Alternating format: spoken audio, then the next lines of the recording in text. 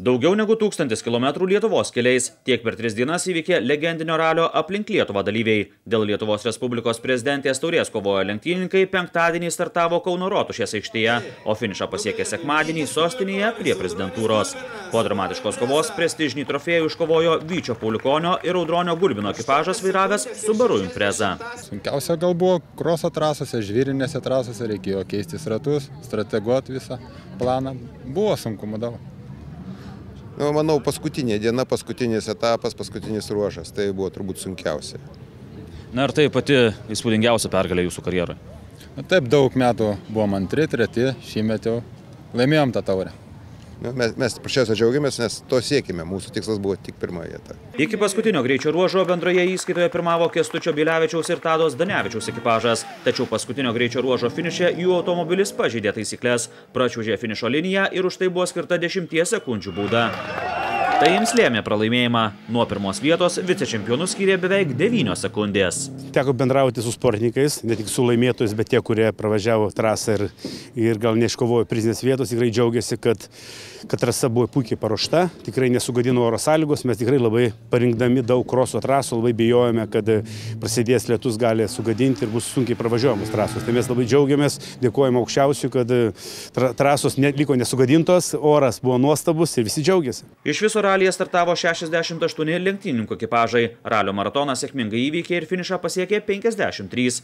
Dėl prezidentės taurės kovojo lenktynininkai įveikė 1140 km. Jie aplankė daugiau negu 20 Lietuvos miestų ir rajonų, kur vyko kovos dėl merų įsteigtų taurių. Pirmą kartą pagarsinom berods 16 merų taurės, kur regionuose greičiausiai vyko ir išdalinom skirtingom klasėm. Tai tikrai tas jautėsi, kad kova būtent tam etape toj klasėje suaktyvėdavo.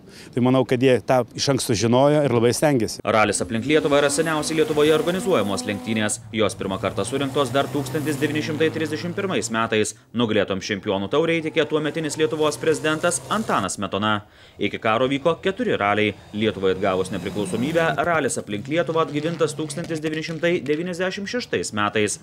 Kaip ir prieškaryje, ralį ėmėsi organizuoti Lietuvos automobilių klubas. Kai aš tapau Lietuvos automobilių klubo prezidentu, tai mes mėginom atgaivinti veiklą ir iš dalies tai pavyko dar ir ta prasme, kad mes tapome vėl grįžome į Tarptautinę automobilių federaciją, na ir vis mėginame atgaivinti ir kitas veiklos kryptis ir buvo prisimintas šitas ralis, kuris pirmą kartą vyko 31 metais ir nutarėme iš tikrųjų pamėginti ir kreipėmės į tuometinį Lietuvos Respublikos prezidentą Algirdą Brazauską ir jis sutiko, kad tas ralis būtų atgaivintas ir įsteigė savo taurę.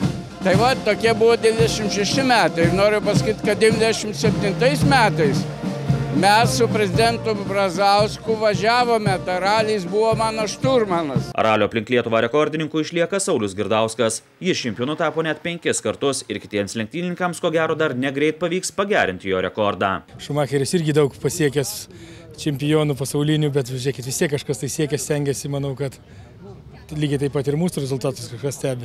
Lenktynininko kostiumą į valdininko iškeitęs ir susisiekimo viceministro pareigas einantis Saulius Girdauskas tikisi dar sugrįžti į ralio trasas. Na, tai pažiūrėjus į dalyvius, į jų veidus, tai tikrai yra garbaus amžiaus dalyvių ir pačiam teko įteikti taurę būtent vyriausiam ekipažui, tai manau, kad viskas prieš akį. Tikrai turbūt ne visą laiką reikės nešioti darbinį kostiumą, gal kažkada persivilksim ir į sportinį, na, bet aišku, virpa širdis, iš tikrųjų 5 kartų teko laimėti šitą prestižinės lenktynės ir tikrai norisi, kad jos būtų mylimos, gerbiamos ir tikrai tokios istorinės. Ir aišku, prezidento taurė tai yra kažkas tai tokio ir visą laiką liks atminty. Prie prezidentūros buvo apdovanoti ne tik vyriausi, bet ir jauniausi ralio dalyviai. Jauniausio dalyvio taurė atiteko 13-mečiui šturmanui Rokui Sviderskiui. Ralio organizatorių mintyse jau kitų metų ralis aplink Lietuvą. Svarbiausia kitų metų surengti ralį. 90 metų organizatorių Lietuvos automobilių klubai, 85 metai pirmam raliui ir 25 ralis iš eilės. 20 nepriklausomybės, o 4 prieškarių laikotarpiu, dabar bus 25. Tai mes kitais metais tikrai konfigūraciją trasos didinsime. Džiugu, kad savivaldybės pritarė, kad tikrai to reginio nori ir manau kitais metais pasistengsime dar geriau padaryti.